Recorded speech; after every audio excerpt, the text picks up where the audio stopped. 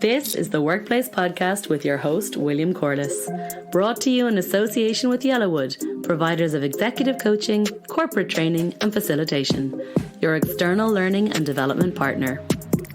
Each week, we focus on a different aspect of the workplace. We hear from guest speakers who are subject matter experts and are incredibly talented at what they do. These experts will give you a different perspective and insight to work life, with the aim of empowering you to take a different path to success in all aspects of work life. These perspectives will include career and personal success, leadership, high-performance teams, and creating a better work-life culture in your organisation. Yellowwood. Take a different path to success with your career, team, and organisation. Joining us today on the Workplace Podcast is Stefan Falk, an internationally recognized executive coach and human performance expert for top business executives, special ops in the armed forces, and elite athletes. He is the author of Intrinsic Motivation, which is our topic today. Stefan, welcome to the Workplace Podcast. Thank you so much, William. It's a pleasure being here. Stefan, intrinsic motivation. If our listeners don't know what intrinsic motivation is, what is it and how does it differ from extrinsic motivation?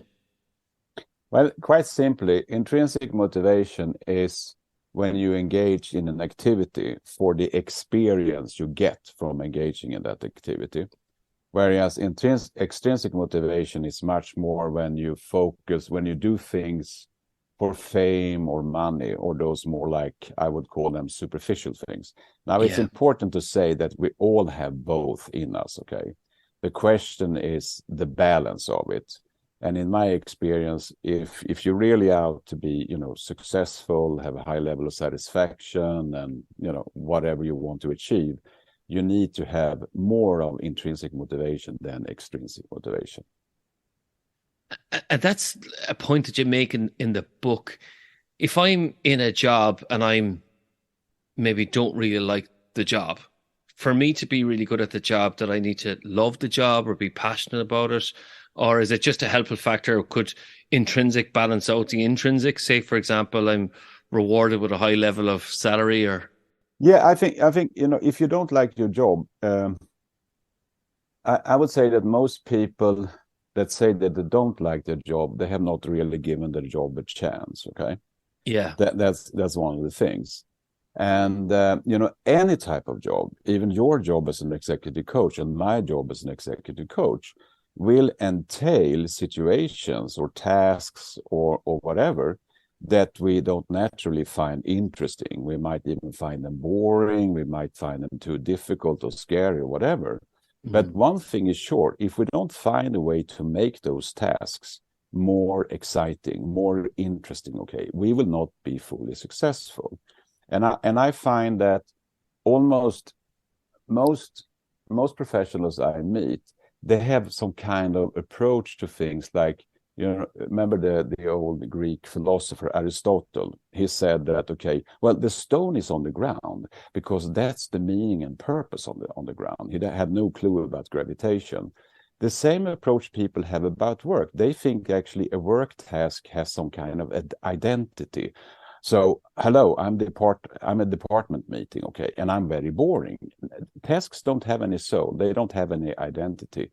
It's how you think about them that either makes them boring or makes them exciting and intrinsically motivated. And that's something people need to understand. So the secret is in your head. Okay, and you speak about your time in the book about being a consultant, a management consultant for McKinsey. Mm-hmm. And when I was reading this, I had a little chuckle to myself because you're quite direct in your approach. So if I may, with your permission, quote from the book, the first thing my clients discover about me is that I don't tolerate bad thinking about work or life in general.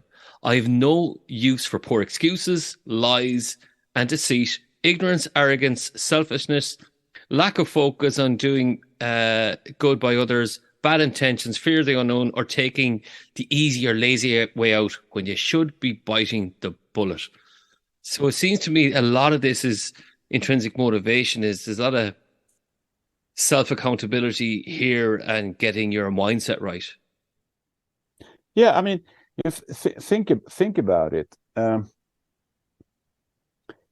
Who is the only one that can do anything for yourself? Really?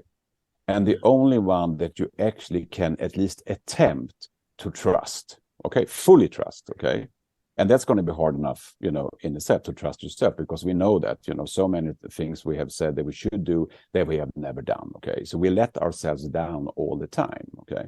So getting all what I call, pollution out of your head, like blaming others for failures, or thinking people are too difficult to deal with, or coming up with excuses why you have not done what you said you have done, is a very important thing to clear your mind, because that is enabler to actually put yourself in this, more like mode of unlocking your intrinsic motivation. And if I can continue,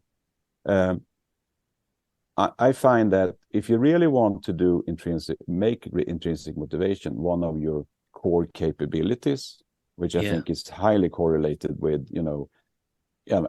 unimaginable success, time to mastery cut in half, overall life satisfaction in all domains, you really need to clear your mind. And one of the things I totally just like prohibit my clients to ever have is negativity.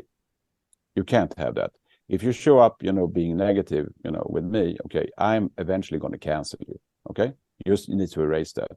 And there is a neuroscientific, explanation of this. First of all, we are much more prone to think negatively, okay? Because negativity is a pre-stage of fight or flight. So, and then we should understand that when we are in a negative mindset, our brain works slower. So we are worse problem solvers, okay? The reason for that is that, like I said, negativity is a pre-stage of fight or flight.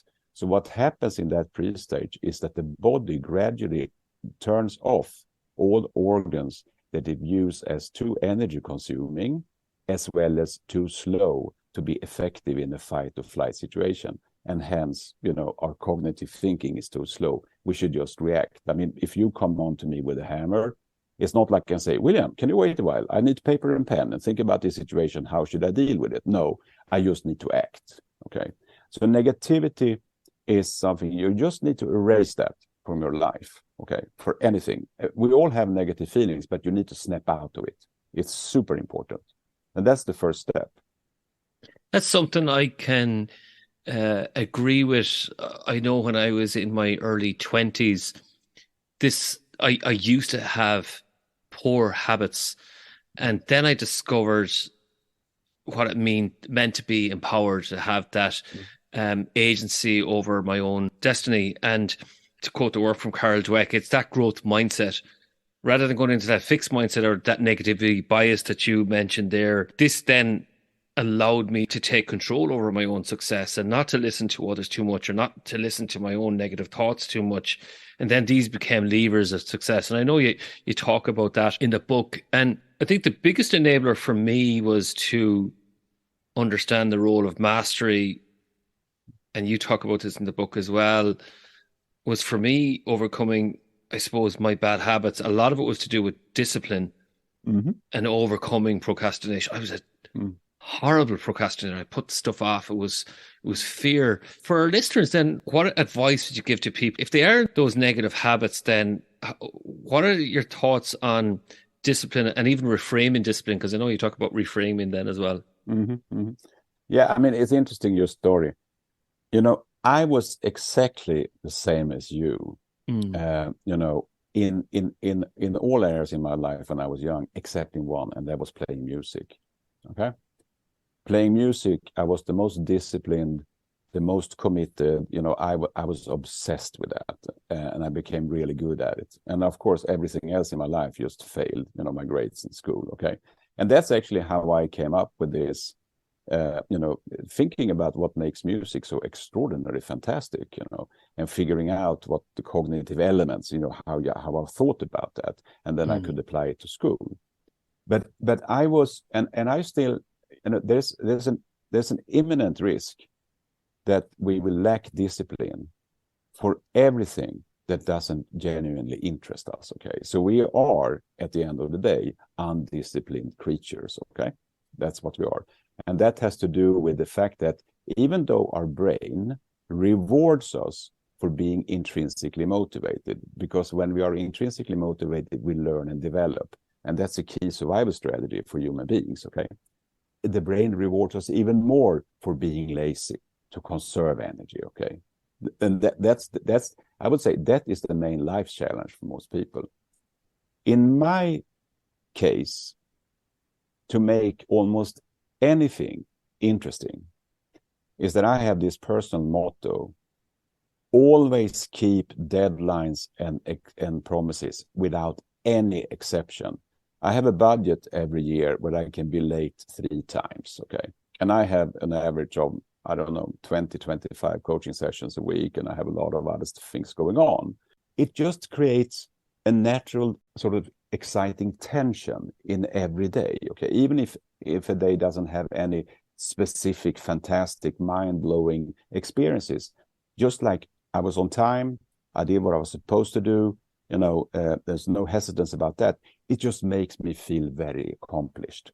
And also, when you have that as a principle, you become really good at planning, And I have another principle. So, for instance, when all this started now with, promoting the book, I said to myself, whatever happens, it's not going to interfere with my clients. And I work with like 35 or 37 leaders at any given point. So you can imagine my calendar is pretty swamped.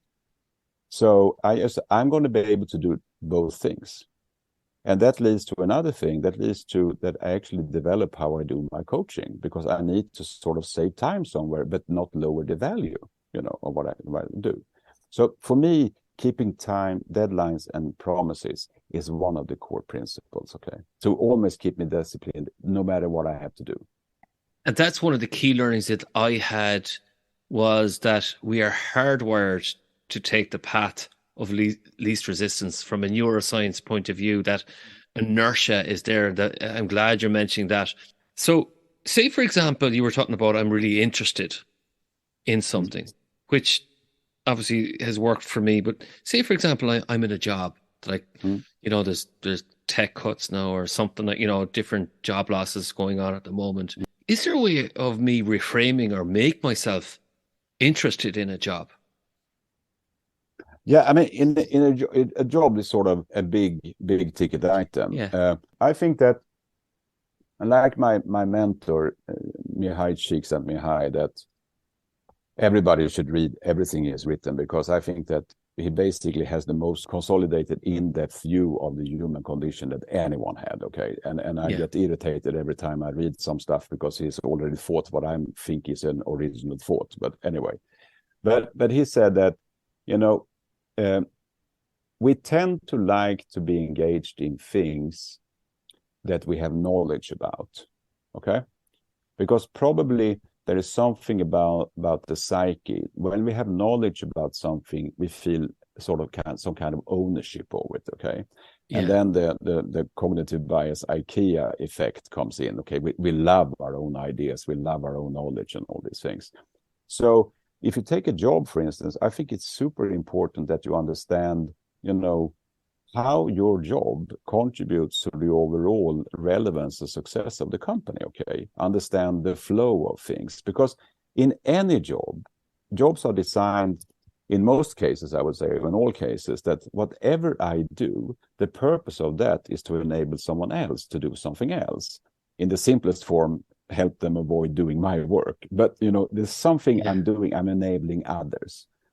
And one way to really make your job much more exciting is to continuously understand how valuable the stuff you do are for the people dependent on it, okay? Such a simple thing as, if you work with people and you deliver things to people, asking for feedback frequently, okay? So, when we had this meeting now, William,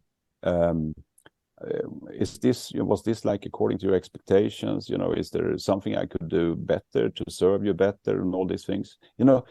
that's a magnificent little thing you can do, because there are so many synergies out of it. First of all, I learn to understand who you are, what your needs are, and so forth, okay, which helps me to understand how I can be more relevant, create more purpose in what I'm doing. But also at some point, I might want you to do something for me. The more knowledge I have about you and your mental model and how you think about things, the more likely I am to get what I want from you, Do you understand? You send an email to someone, you answer something, just having an additional question. Is this what you asked for? Was this helpful for you? We're talking about a couple of minutes, after almost, let's say, all interactions during a day. That creates purpose and meaning. So that's the job, just understand the context you're in, okay? And then I think for individual tasks, first of all, what I'm interested in today, there is major risk I will not be interested in doing that tomorrow, okay?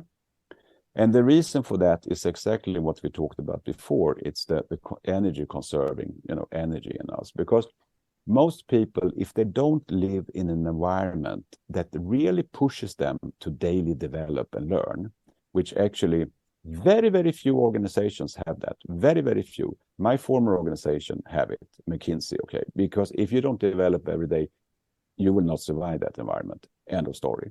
And a few others, one of my clients, Navy SEALs, whatever, but we can almost count these organizations on the fingers of one hand in the world. So what happens when you engage in an organization that don't have this focus on personal professional development is that most people tend to log out when they know how to perform their tasks. They're excited in the beginning because then they are learning, but then when they psychologically feel, now I know how I'm doing this, okay, then they log out and start to perform on habit, which means that they perform the tasks over and over again, more or less in the same way. That leads to boredom, because now the tasks don't have any challenge for you. So it is about setting yourself to say, can I do this quicker? Can I do this better? It's setting yourself those challenge goals, those set goals. And then when we think about people at work and motivated, then I'm thinking about what's going on at the moment in the economy, especially with the tech sector that I mentioned there before. So, for example, there's a lot of uncertainty going on for certain people in their roles, and they're like, well, I'm not sure if I have the energy to show up today, or if I'm going to have a job in 3 weeks' time. What advice would you give to people there so they can actually stay focused and do a challenge? They're struggling there. What advice would you give? My advice is that, well, dealing with uncertainty is something, that's the main reason. I think I worked with maybe 30, even maybe 40 burnout cases. Yeah. The reason was never that they worked too much. The reason was fundamentally uncertainty. It could be uncertainty about, all the hours I spend at work, what is actually the purpose of that, and what do I actually accomplish, because they never get any feedback, or they never get a sense of progress. It could be, but it could also be uncertainties outside work, relationship with spouse or kids or whatever. Okay. So, and we can't deal with constant uncertainty. The mind is built to be certain, because certainty, evolutionary, has sort of meant that we would stay alive, okay? We can't accept too much uncertainty. I have a few advices. The most important thing a person should know when you're under uncertainty, okay, is not to cave in to the almost natural reaction, which is non-activity, okay? I just want to do anything now. I just want to think about this. Because what happens when you do that, you activate what's called the default, mode network in our brain. Okay. And that's the network in the brain. That's that's where we daydream, we fantasize about the future, the past, and whatever. When we spend too much time in that, we start to ruminate. Okay. So you can try that, so you think a little bit about, how was yesterday? And maybe you think, oh, yesterday was fantastic. It was so good and all this thing. And you think more and more about it. All of a sudden you say, well, maybe yesterday was not that good. This thing happened, and maybe that was not according to my expectations. So you basically go down the rabbit hole when you do that. And you should not do that. And you need to go into activity, okay? And one of the activities you should partake when you're in this situation is to define some very simple, goals for the workday. Some simple stuff. It does, if you're low on energy, if you feel really you have anxiety and all these things. And I have great compassion for that, because that's not the personality trait. That's actually how our brain is built, okay? Yeah. And I end up in these situations too. But I need to be active. I need to be active. And one of the ways to do that, if I'm low on energy and lots of anxiety, is to set some baby step goals, okay? So today I'm just going to focus on, for instance, answering my emails in the morning. Okay, that's it. Or read my emails even. Okay, I'm just going to read them. Okay, and then maybe I'll answer one or two of them, the most important ones. Small things that I feel that I'm capable of doing. But actually engaging in that goal-directed activity activates the effort-driven reward circuit in our head. Okay, which actually then makes us feel better. It also makes us feel a little bit more accomplished. And all of a sudden, the negative spiral can actually turn around, okay? So that's one thing. If you're facing job insecurity, what's going to happen with the company, okay? I recommend then that you do some kind of analysis of the situation. And one of the frameworks that has proven to be super effective is basically to formulate the problem as a question. Will I lose my job? Or something like that. Or am I risking losing my job in this situation? Okay. And then you write 3 headlines. Okay.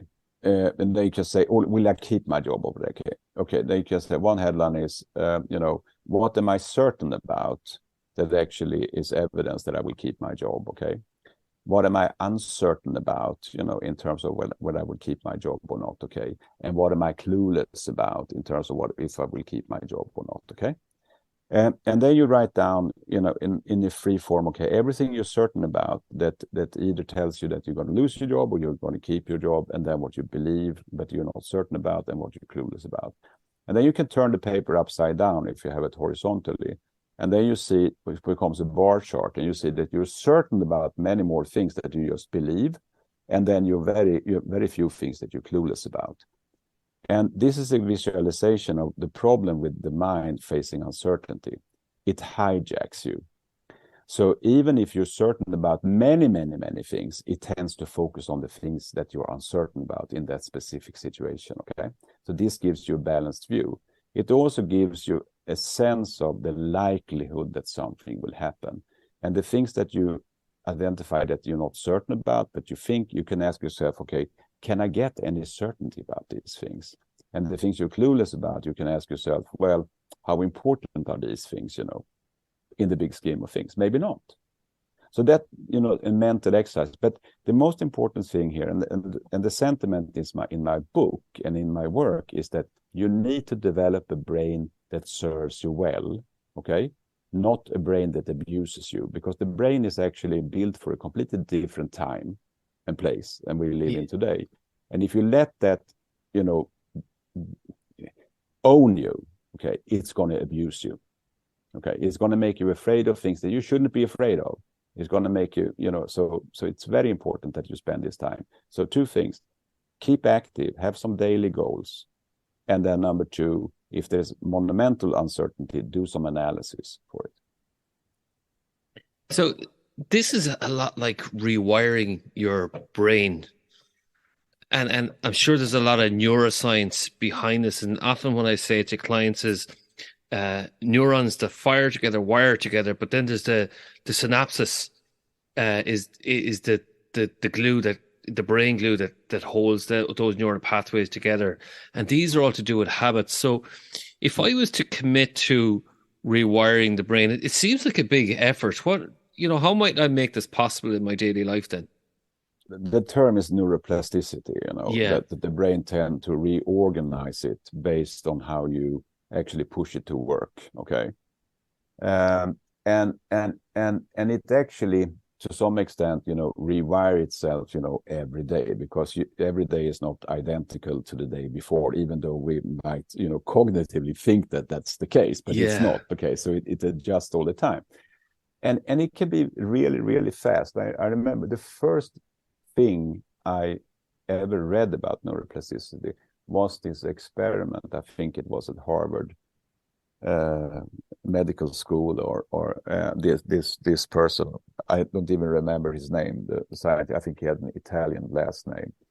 And what he did is that he blindfolded people, for I think 1 week, to see how the brain sort of reorganized itself. And after only, I think it was a couple of days, the parts of the brain that was devoted to the other senses than vision, okay, had become stronger, okay, to compensate for the loss of vision, okay. And that center in the brain that has vision had sort of started to compensate with other functions, okay. And that's, I think that's a monumental, evidence of how fast it can be. Now, if you, for instance, decide that,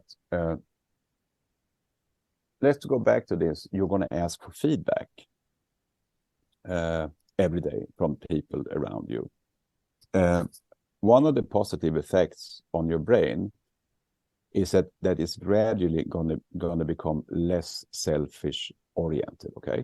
You're actually going to build your brain to be more interested or more balanced, interested in the people around you than your own selfish needs, which is a super good thing for stress management, because when you bring your own selfish needs to the workplace, you're surrounded by people that are acting selfish also, okay?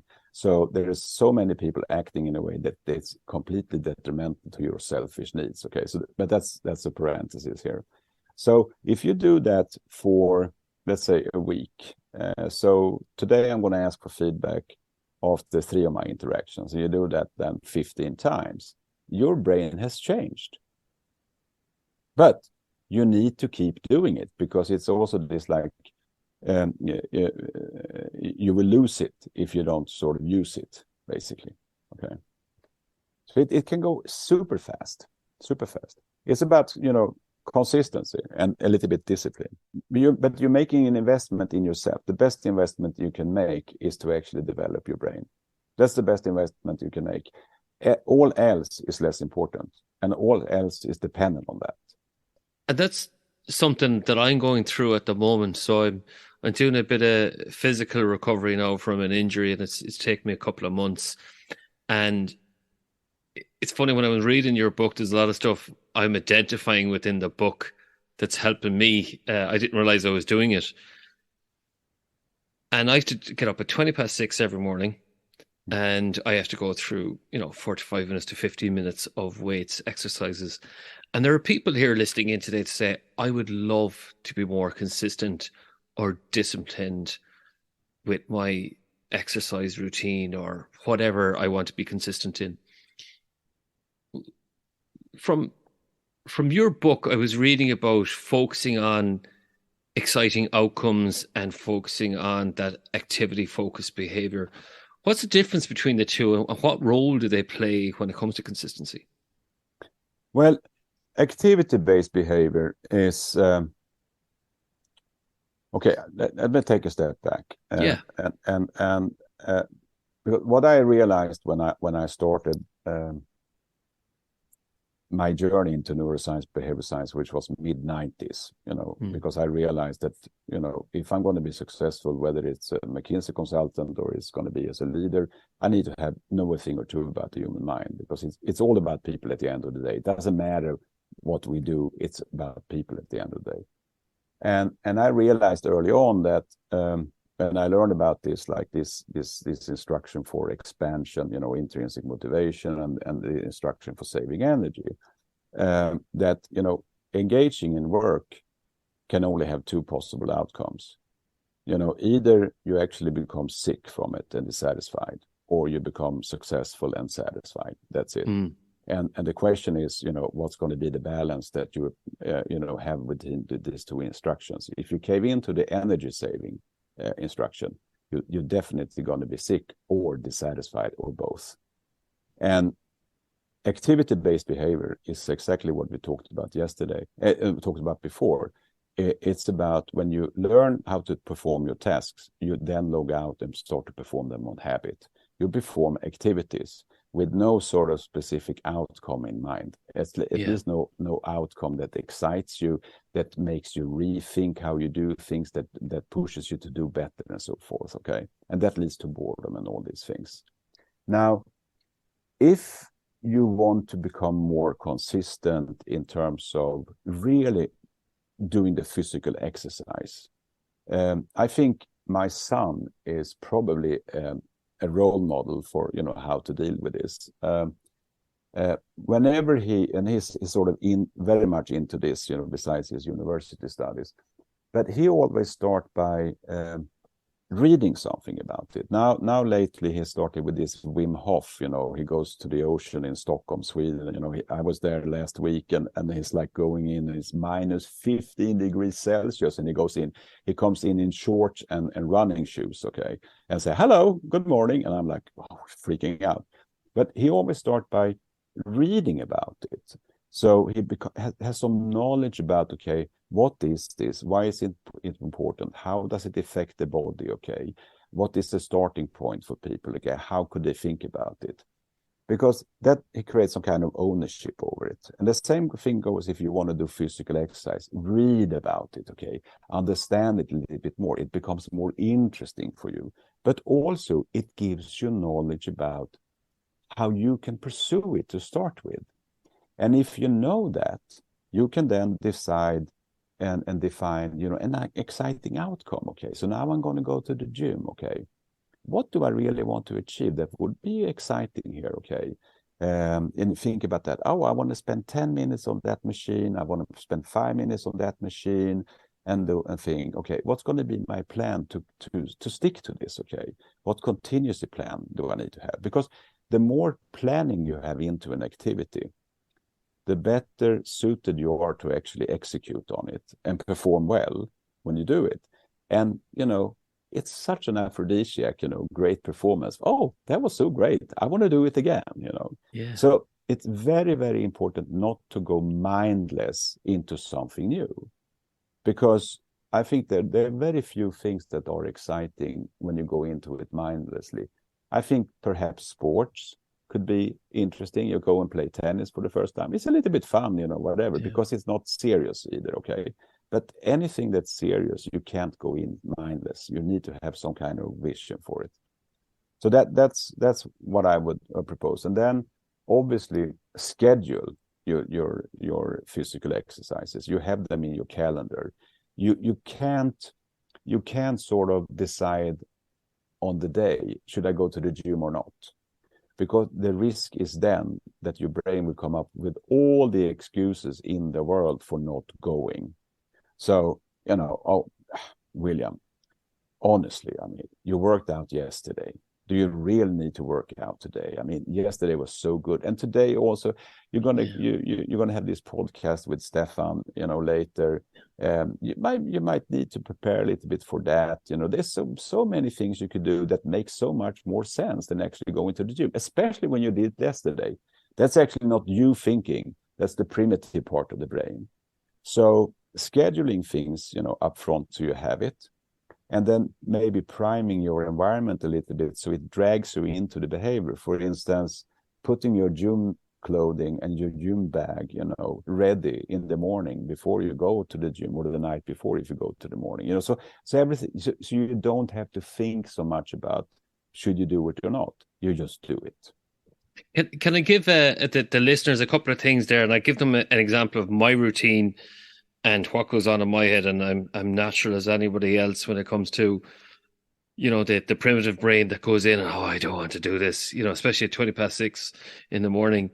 And just for some of our listeners, they may not know who Wim Hof is. He's an expert on breathing. So especially if you go into cold water, breathing is going to be your friend to manage that.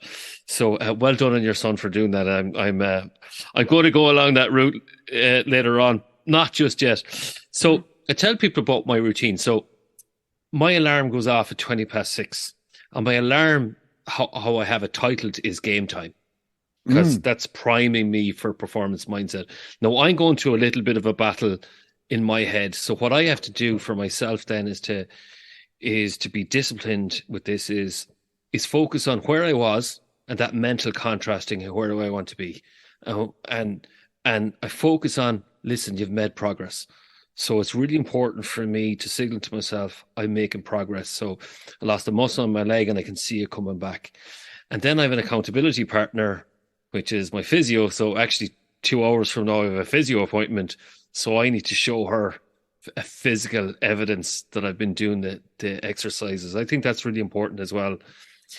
And that's that activity outcomes. I think what else is important for me is that mental contrasting again, to say, look, remember when I was in a mentally weak state, and what would life be is come summer, I'm back playing a sport that I love, hurling, and I'm running around in the grass. And so for me, when I am doing with weights on my leg, I'm doing push-ups and one leg up in the air, and I'm doing all these weighted vests and stuff like that. All this is actually in a place where I've no choice but to look at it. It's set up easily for me. And then when I have to do different types of exercises, I put on my 20 kg weighted vest and I have to do my lunges and different things like that. I have it all set up. So I think a lot of what you're saying is that priming piece is really important. And the first routine I go into is, how do I overcome that mindset straight away? And it's that discipline, I think, that has served me well over the last 6 months or so, that I can see I'm making progress.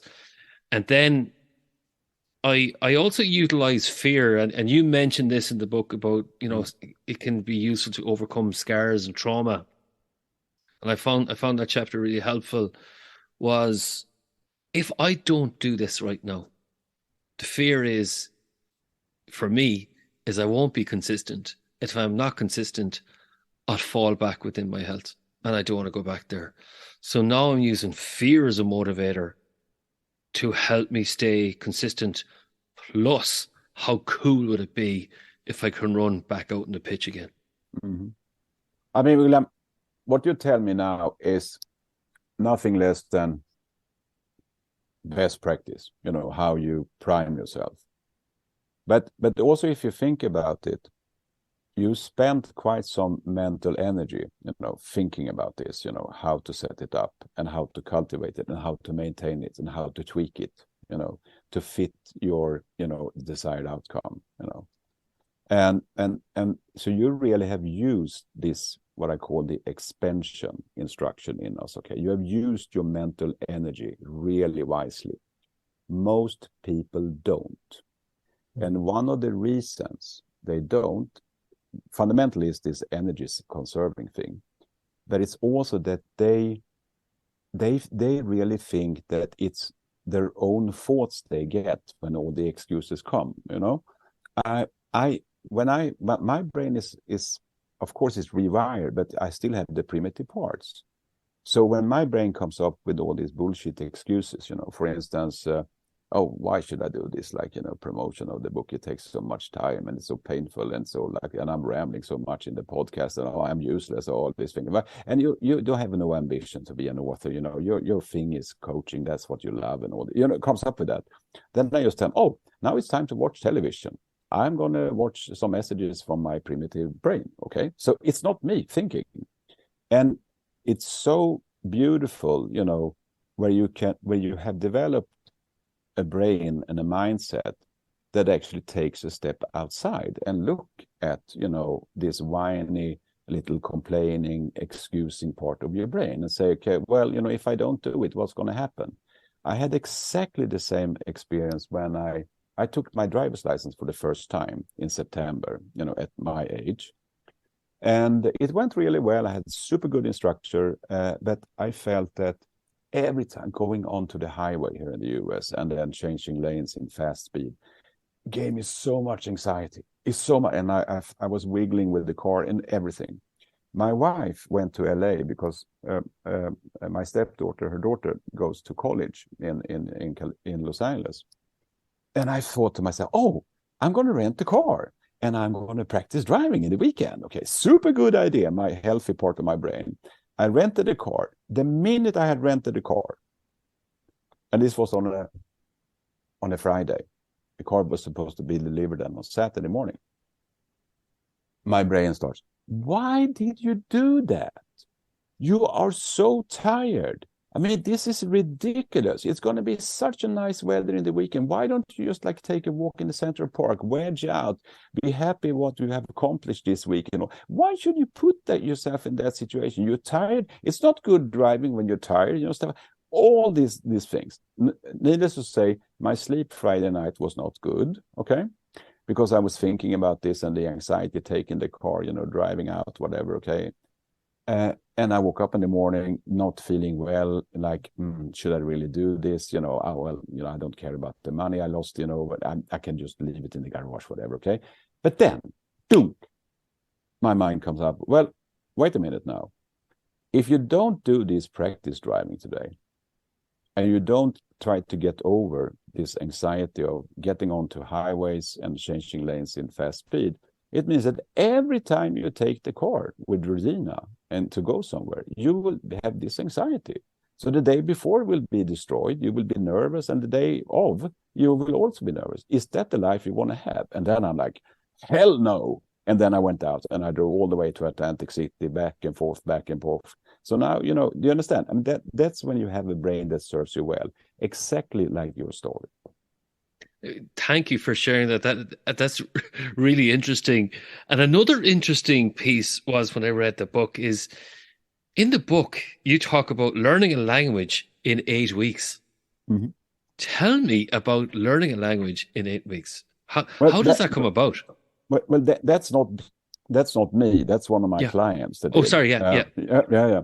No, but I think for her, it all started with this comment from the partner at the private equity firm that probably pulled a joke on her, that's saying that, well, next all staff meeting, we're going to have in 8 weeks or whatever it was. Okay. Maybe then you will present in Swedish. Okay. And that probably, I actually know that person also, and he's a little bit sarcastic, has a sort of a little bit odd sense of humor, which you don't really know if it's serious or not. Okay, whatever. And she's like, obviously, that's something I'm going to do. So it starts with a super commitment, okay? And completely not taking anything of the complexity into account. And right away, she just like thinks through, okay, how do I set this up? Okay, first of all, I'm going to refuse to speak English, in these things, okay? And I'm going to get the tutor and all these things. So she basically designed a learning environment for herself, okay? That's how she did it. Yeah. And it's fascinating. But and again, going back to neuroplasticity, that's another great evidence that if you design this learning environment, like you do when it comes to your physical exercise, you have designed a learning environment for yourself. And she decided a learning environment for herself to learning this language in 8 weeks, Then it happens because your brain is unlimited. Unlimited. And that's another point when it comes to excuses. People talk about talent. Talent doesn't exist. It doesn't exist. The people should just stop believing in that. Your brain exists and it's unlimited, and you should use it, and it should not abuse you. That's it. In the book, you mentioned the work of a researcher from 1979, Langer, about the power of thought. Now, some people might be listening in here and saying, that's a whole load of psychobabble. Mm-hmm. Tell me about the evidence-based research about the power of thought. Mm. Well, there are several studies, and people should check this out. I think her name is Ellen Langer, that I mentioned in the book. Yeah. She has a younger researcher called Alia Crum also, and their research papers are readily available. You can find them, if you Google them. One of the examples that just like blow my mind is the experiment they do with, I think it's yogurt or something, and then the experiment is that you tell the test persons you're going to taste two types of yogurts here. Okay, one is going to be very healthy and one's going to be less healthy. We're going to have a taste test, okay, with you. What they actually are doing is measuring the sense of being full, and there's a specific enzyme in the body release, whatever that. If you have a high level of that, you feel full. If you have a low level, you don't feel full. So when people drink the healthy yogurt, of course, this enzyme is not activated, so people they don't feel full. Okay, they want to have more. And when they drink the more like unhealthy yogurt, they feel more full. The trick is that it's the same yogurt.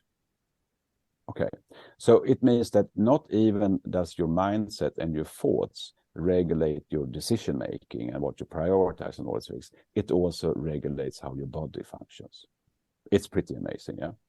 Another experiment was with the hotel maids, and being a hotel maid at a hotel is a pretty demanding, from a physical exercise standpoint, making beds and vacuuming and doing all these things. Okay, so what they did, they gathered, I think, 8-ish, like hotel maids, and sat down and talked to them and say, okay, so how much physical exercise do you do? And most of them said, well, we don't have time to do that.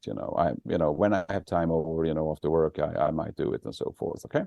Then they measured, the body fat, the weight, the blood pressure, and all this of this 80.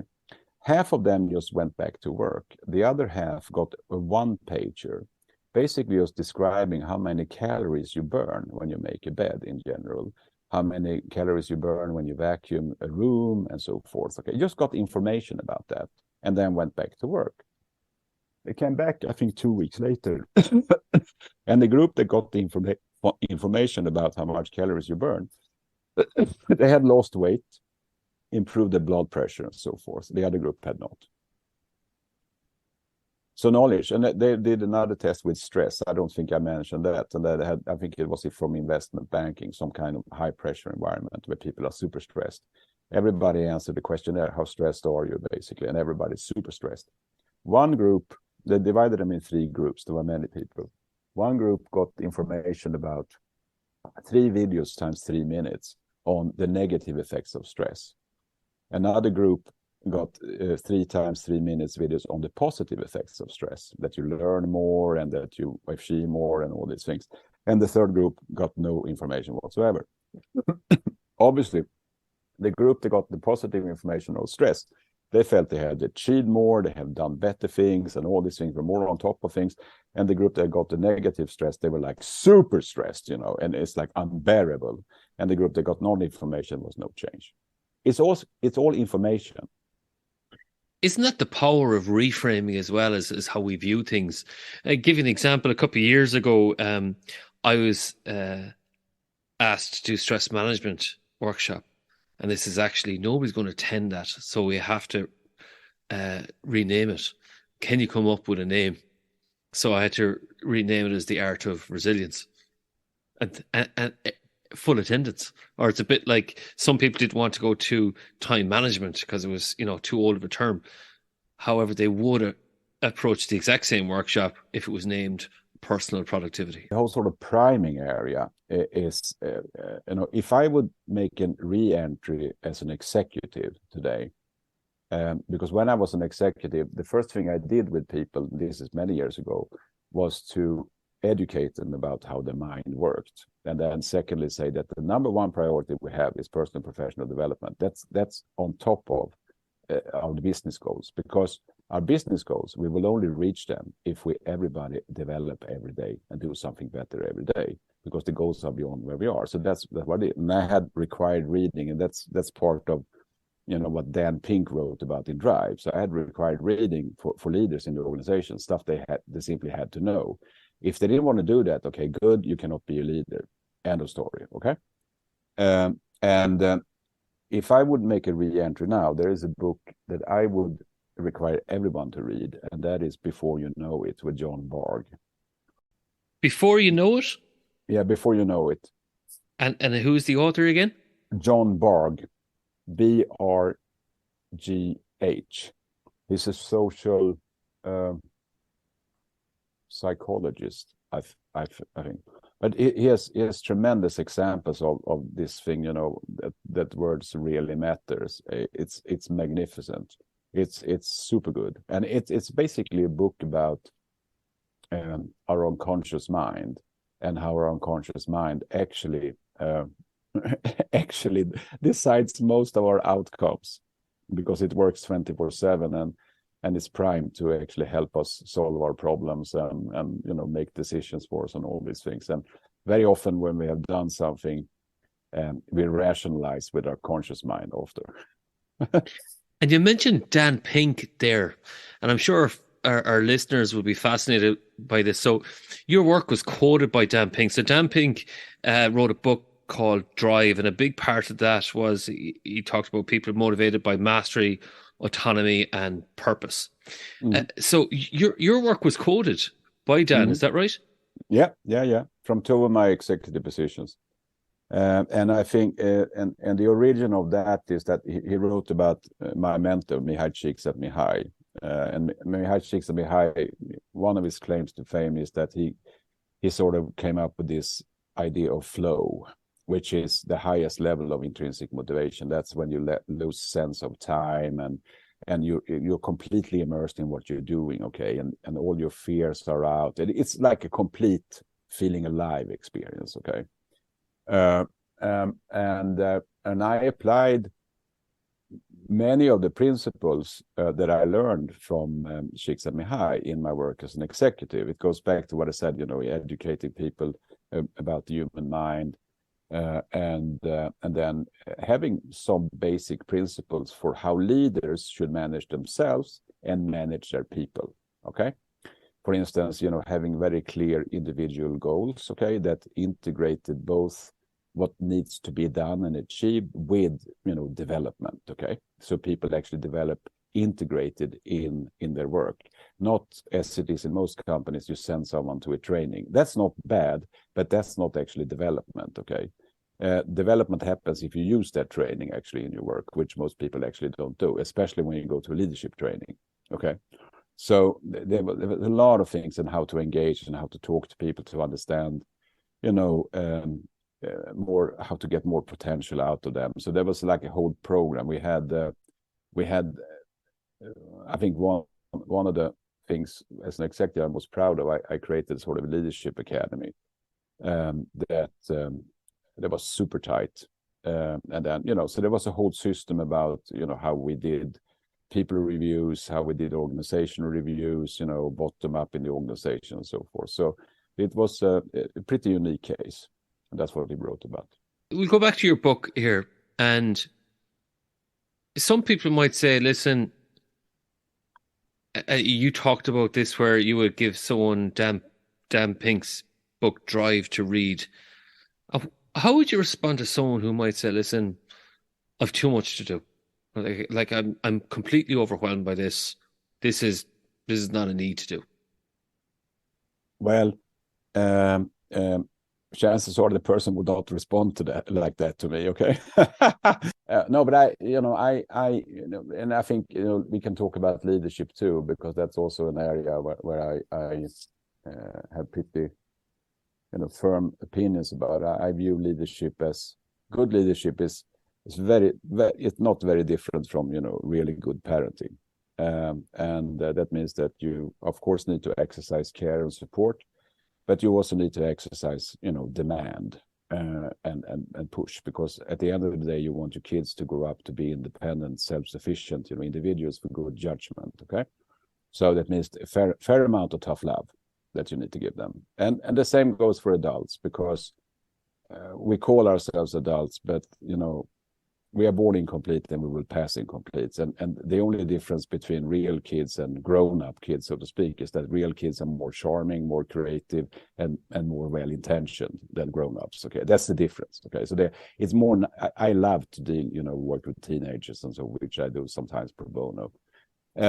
But you know, the way I would talk about it today is I would sort of, first of all, if you say that you have too much to do, what you are telling me is that you don't have time to do other stuff because you are busy doing all the things you are supposed to do the same way you have always done them. So this is a perfect opportunity to rethink how you do things. Okay, and I probably would ask people today in the organization to have a couple of other proxies to test how they think about their work. One is the world of sports. So if you think about the activity-based behavior, where people basically learn, to perform their tasks in one way and then they repeat it. It's like Rafael Nadal would learn how to hit the perfect backhand from one spot on the baseline, in the middle of the court, okay? Yeah. And when the opponent then hits a backhand somewhere else, or hits a ball somewhere else, so he needs to hit the backhand somewhere else from the court, he would then say, hey, stop. I cannot do that. Okay, we need to replay the point, chair umpire. Please. Imagine that in Wimbledon, happening. No, it will not happen. So constantly experimenting with how you perform your tasks in order to make you more flexible. So when under pressure, for instance, saying that, okay, William, it usually takes you 3 days to do this, but, I need to have this by tomorrow morning, okay? You have a sense of, okay, given the changed circumstances, okay, how can I still perform this task in a way that actually delivers an okay result, okay? That's flexibility. Because, and here we come to the really sad part of acting on habit, is that we over time don't really know how we perform things for the simple reason that we don't think. So obviously, if I perform most of my tasks on habit, and don't know really how I execute them, and then I'm asked to produce something more or better, it's extremely stressful for me. Yes? Yeah. So my final question will be to you, and we started off with bad habits. One of the bad habits might be my hyperactive inner voice. How do I manage that? How do I keep it in check? There are many things you can do, and this is I would say the $100 trillion question. Okay, how do you create a better balance, between the conserving energy part of yourself, the primitive brain, whatever, and then this more expansion. You will never ever be able to erase the energy saving part. You shouldn't, okay, because it's important, okay, but a little bit better balance, okay, in it. So what I'm working on always is to how do I make all the things I want clients to do as energy efficient as possible up front. They can't be too demanding. And one of the ways I find I would say 90% of the cases very useful is some kind of form of daily journaling, okay? Where you, so if you're a person that, depending on, because it's so flexible, because you can journal on based on whatever need you have. If it's to erase negativity, if it's to erase blaming others, if it's erasing not being open to people with different beliefs, whatever it is, okay, you can then decide, okay, I'm going to close every workday and see how did I do it, in these dimensions that I want to change. That's a very, very simple way to do it. So in the book, I mentioned stuff like what is always good to daily, your gratitude of things. Okay, what am I grateful for today? At the end of the day, could be simple things like not simple, very important. Like I'm healthy. Okay, it could be big things, it could be small things, whatever. Okay, because reflecting on gratitude is really good for your mental health. Okay, this is one of the reasons why, for instance, religious people have much better mental health than non-religious people, okay?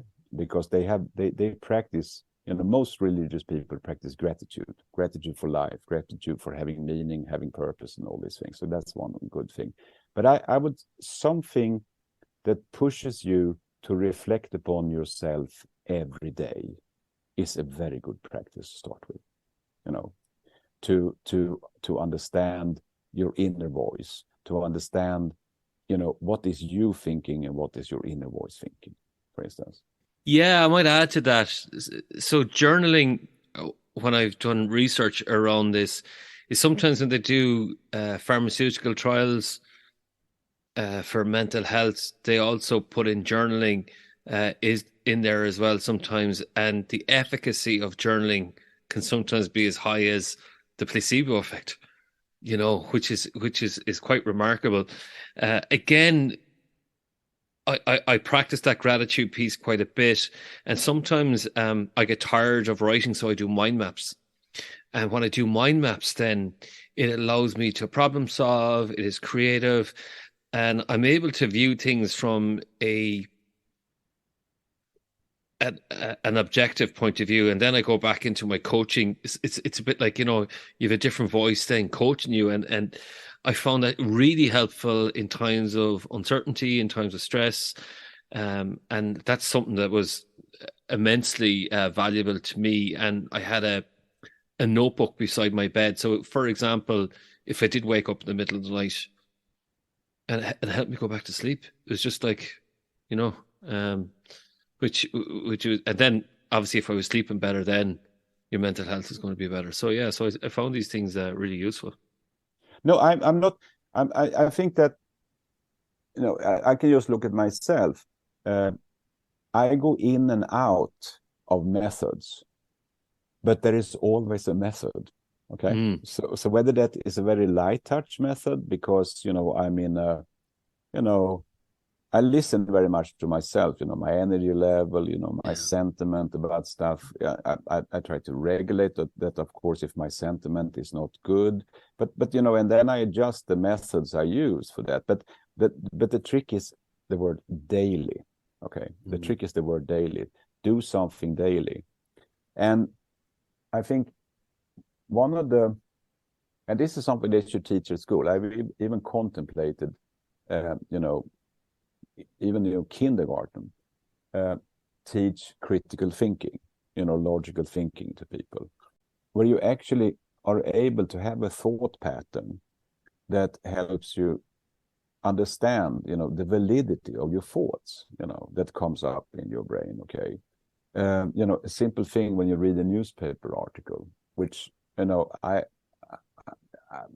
media has always been media, okay, and that means that 500 words, okay, you can't make sense of any type of topic in 500 words, okay, and you need to be selective, and there's always some kind of bias like that. Always asking yourself, okay, what really needs to be true for this article and its claim is completely true, and then after thinking a little bit, you come up. It could be partly true, but it's probably not, 100% true. And you can do the same thing, with your thoughts. In the book, I mentioned the only 5 questions you need to answer in order to understand any type of problem, as well as, question your own thinking. And that is, what is the problem? How big is the problem? Which is probably the universally most important question anyone can ask themselves. Okay, how big is the problem? Unfortunately, no one asked that question. And that's also one of the reasons why 80% of the problems people work on in organizations are either non-existent or less important than other problems, or addressed in the wrong way. Okay. So, and then, why does the problem exist? What are the alternative solutions, and what's the best solution? If you program those questions in your head and then look at yourself and your own thoughts, you will tame your hyperactive inner voice over time. I mean, I have those plugged in my head. It's like neuroplasticity in my head. I think so. When I meet a client and clients start to talk, everything the client says, I file in 5 buckets, which are the questions. And then usually I say, well, I don't really understand what the problem is you're talking about. And there's absolutely nothing said if it's a big problem or not. But there's a lot of root causes here, okay? And then there is a solution, one solution. So I don't understand what the solution is aiming to solve. That's a typical, and that's a situation also in an executive team when I listen into them, what they talk about. So I personally have one thing, and that is, whenever I feel completely certain about something, I get the biggest red alert in my head. It's like you imagine like the alarm on a nuclear plant. It's like, because now I'm risking to just avoid any type of data or observation that defies the thing that I'm certain about. I'm starting to be emotionally intoxicated by my own idea or by my own certainty, because certainty is such a psychologically nice place to be in. Now I know. Okay. So then I cultivate doubt. So it is about sometimes recognizing that, how is this thinking serving me? Mm-hmm. And I love that question. I'm often, I work with a person who often says that to me: how is that contributing, serving you? And sometimes actually that doubt voice is actually there to protect you. Mm-hmm. Mm-hmm. It's a bit like, it's protecting you from overconfidence to go into that safe zone of certainty. And it's about, I suppose, self-compassion, where that hyperactive inner voice is compassionate to say, we're trying to shield you. And then it's about being, as you said, about your, teaching your son to be a critical thinker and independent. It is to say, okay, does this serve me? Or actually, no, it doesn't. I need to drop that. So I think that was a very, very insightful time that I've spent with you, and our listeners, I think, have taken so much from that. Stefan, thank you so much. And if people were to find more about you, your coaching, your book, how might they do so? They can visit my webpage. It's learntoloveyourwork.com. They find some information there, and they can also contact me through that. learntoloveyourwork.com. And your book, when is that released? It was released, I think, 4 weeks ago. Excellent. Okay. Mm-hmm. Okay. So, and they'll be able to find that in all bookstores and outlets. I think in the UK, in the US it's called Intrinsic Motivation, and I think in the UK it's called Motivation. Okay. But the subtitle is the same: Learn to love your work and succeed as never before. So I'm assuming Ireland's going to be Motivation as well. Well, I don't know, but most likely. Brilliant. Stefan, thank you so much for joining the Workplace Podcast. It's been a pleasure. It's been a complete pleasure, William, and I look forward to engage again. Thank you. Thanks for listening to the Workplace Podcast with your host, William Corliss. Our special thanks to this episode's guest for sharing their expertise with us. If you enjoyed this episode, please download and share it. For updates on future episodes and to get in contact with us about any workplace topics, please follow Yellowwood on LinkedIn and Twitter at Different Paths. As always, you can head over to yellowwood.ie for any other information. Yellowwood, your external learning and development partner, provider of executive coaching, facilitation and training. Take a different path to success with your career, leadership, team and organisation.